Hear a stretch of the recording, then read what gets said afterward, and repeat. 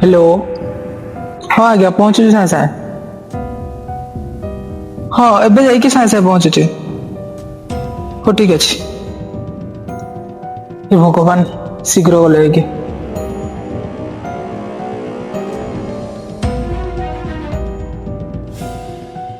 ଲାଗୁଛି ଏପଟେ ହିଁ ରାସ୍ତା ସର୍ଟକଟ ହବ ବୋଧେ ଗାଡିଟା ଖରାପ ହେଇଗଲା କଣ କରିବି ଏବେ ମୁଣ୍ଡ ମୋ ମୁଣ୍ଡ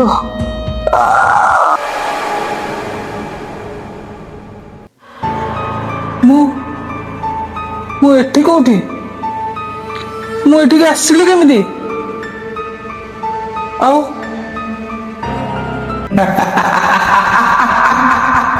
ଆଉ ତୁ ମୋ ଭଳିଆ କେମିତି ଦେଖାଯାଉଛୁ ଆଉ ତମେ କିଏ ମୁଁ କିଏ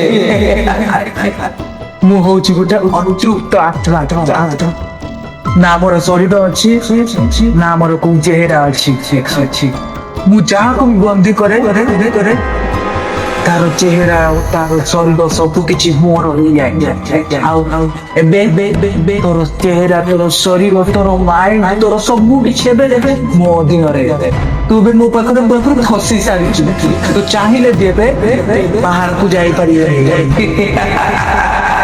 ପ୍ଲିଜ ୟାର ମୋ ହାତ ଯୋଡୁଛି ମତେ ଯିବାକୁ ଦିଅ ପ୍ଲିଜ ମତେ ଯିବାକୁ ଦିଅ ହେଲେ ମୁଁ ତ ଆପଣଙ୍କର କିଛି କ୍ଷତି କରିନି ନା କେବଳ ତୁ ମୋର କ୍ଷତି କରିବୁ ଏଇ ସାରା ମଣିଷ ଜାତି ହିଁ ମୋର ସବୁ କିଛି କ୍ଷତି କରିଛି ମୋ ଜୀବନ ତାକୁ ତୋର କି ବର୍ବାଦ କରିଦେଲା ତ ପାଇଁ ତୁ ଆମିଷ ଖାଉନା ହଁ ମୁଁ ସବୁ ଖାଏ ଥରେ ଭାବ ତୁ ବଞ୍ଚିବାକୁ ଚାହୁଁଛୁ ତତେ ଜଣେ ଆସିକି ଜୋର ଜବରଦସ୍ତି ବାନ୍ଧିକି ଜବରଦସ୍ତି ଯଦି ତତେ କାଟିକି ମାରିକି ଖାଏ ତତେ କେମିତି ଲାଗେ ତତେ କେମିତି କଷ୍ଟ ହବ ତୁ ଏମିତି କେତେ ଜୀବ କଷ୍ଟ ଦଉଛୁ ତୋ ପାଇଁ କେତେ ଜୀବ ଏମିତି ମରିକି ଛଟପଟ ହେଇକି ଜୀବନ ମରେ ଦଉଛନ୍ତି ତୁ କଣ କହୁଛୁ ମୋର କଣ ଭୁଲ ମୁଁ ତ ସେ ବିଷୟରେ କେବେ ଭାବିନି ଗୋଟେ ଜୀବକୁ ମାରିଲେ ଏତେ କଷ୍ଟ ପାଏ ଏତେ ଛଟପଟ ପାଏ ସେ ମୋର ବହୁତ ବଡ ଭୁଲ ହେଇଯାଇଛି ମତେ ପ୍ଲିଜ କ୍ଷମା କରିଦିଅ ମୁଁ ବି ଗୋଟେ ସାଧାରଣ ମଣିଷ ପଶୁ ପକ୍ଷୀ ଏମାନଙ୍କ ବିନା ଯେମିତି ମୋ ଜୀବନ ଅଧୁରା ମୁଁ ସେମାନଙ୍କୁ ବହୁତ ଭଲ ପାଉଥିଲି ସେମାନେ ମୋ ଜୀବନ ଥିଲେ ଆଉ ଖାସ ସେଇଥିପାଇଁ ମୁଁ ଫରେଷ୍ଟର ଅଫିସରେ ଚାକିରି କରିଥିଲି ମୁଁ ଯୋଉ ଜଙ୍ଗଲରେ ଚାକିରି କରିଥିଲି ସେ ଜଙ୍ଗଲରେ ସବୁ ଜୀବ ମାନଙ୍କୁ ମୁଁ ରକ୍ଷା କରୁଥିଲି ସମସ୍ତ ପ୍ରକୃତିକୁ ମୁଁ ନଷ୍ଟ କରିବାକୁ ଦଉନଥିଲି ମୁଁ ଯୋଉ ଜାଗାରେ ଥିଲି ସେଇ ଜାଗାରେ କେହି ମଧ୍ୟ ପଶିବାକୁ ମୁଁ ଚେଷ୍ଟା କରୁନଥିଲି କିନ୍ତୁ ମୋ ଅଜାଣତରେ ସେ ଜଙ୍ଗଲରେ ଇଲିଗାଲ କାରବାର ଚାଲିଥିଲା ପଶୁ ପକ୍ଷୀ ଜଙ୍ଗଲ କାନ୍ଥକୁ ନେଇକି ବେପାର କରୁଥିଲେ ଆଉ ସେଠି ବହୁତ ବଡ ବଡ ଲୋକମାନଙ୍କର ହାତ ଥିଲା ଆଉ ମୁଁ ଯେତେବେଳେ ଜାଣିବାକୁ ପାଇଲି ମୁଁ ବହୁତ ବିରୋଧ କଲି ଆନ୍ଦୋଳନ କଲି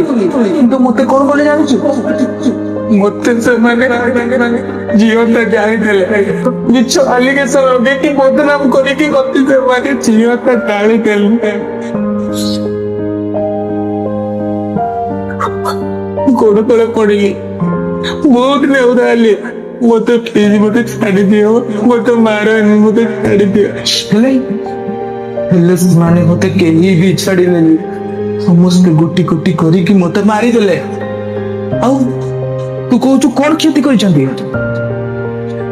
ମଣିଷ ମାନେ ଯେତିକି ମୋର କ୍ଷତି କରିଛନ୍ତି କେହି ବି ଯେତିକି କ୍ଷତି କରିନାହାନ୍ତି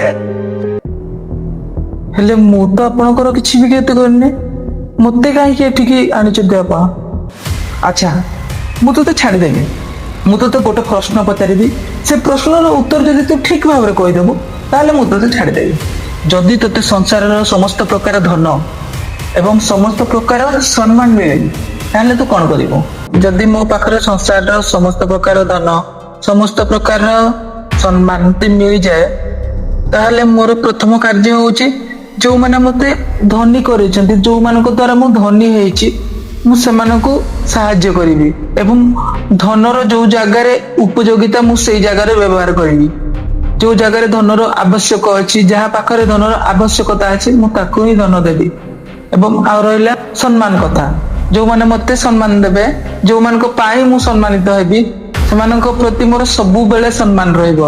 ସେମାନଙ୍କର ସମ୍ମାନ ପାଇଁ ଏବଂ ସେମାନଙ୍କ ଇଜ୍ଜତ ପାଇଁ, ସେମାନଙ୍କ ଜୀବନକୁ ଭଲ ଭାବରେ ରଖିବା ପାଇଁ ମୁଁ ମୋର ଜୀବନ ଥିବା ପର୍ଯ୍ୟନ୍ତ ଚେଷ୍ଟା କରିବି।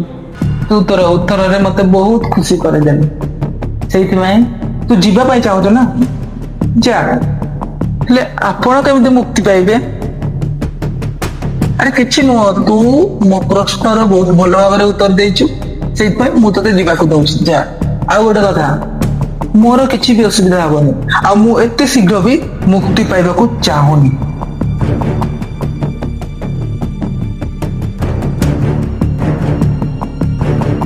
ହେଲେ ଏ ଗେଟଟା ତ ବନ୍ଦ ହେଇଗଲା, ମୁଁ ଯିବି କେମିତି?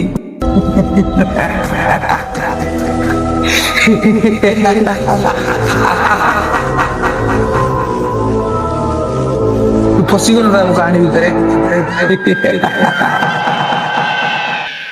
ଏସବୁ ଡ୍ରାମା ଥିଲା, ଏସବୁ ମିଛ କାହାଣୀ ଥିଲା। ଏଇଟା ହଉଛି ଗୋଟେ ଚକ୍ର। ଏ ଭିତରକୁ ଆସି ହୁଏ, କିନ୍ତୁ ଏ ଭିତରୁ କେବେ ବି କେହି ଯାଇପାରନ୍ତିନି। ସେମିତି ତୁ ବି କେବେ ଯାଇପାରିବୁନି। ଆଉ ତୁ କଣ ଭାବୁଛୁ ମୁଁ ଗୋଟେ ଅତୃପ୍ତ ଆତ୍ମା? ମୁଁ ହଉଛି ଗୋଟେ ରାକ୍ଷସ।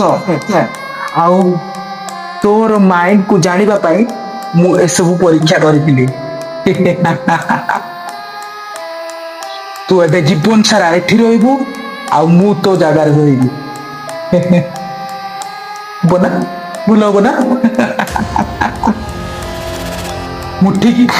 ମୁଁ ବହୁତ ଦିନରୁ ତୋ ପରିକା ଗୋଟେ ଶରୀରଟେ ଖୋଜୁଥିଲି, ଆଉ ଏବେ ମତେ ଗୋଟେ ନୂଆ ଶରୀର ମିଳିଯାଇଛି। ଏବେ ମତେ କେହି ବି ଅଟକେଇ ପାରିବେନି।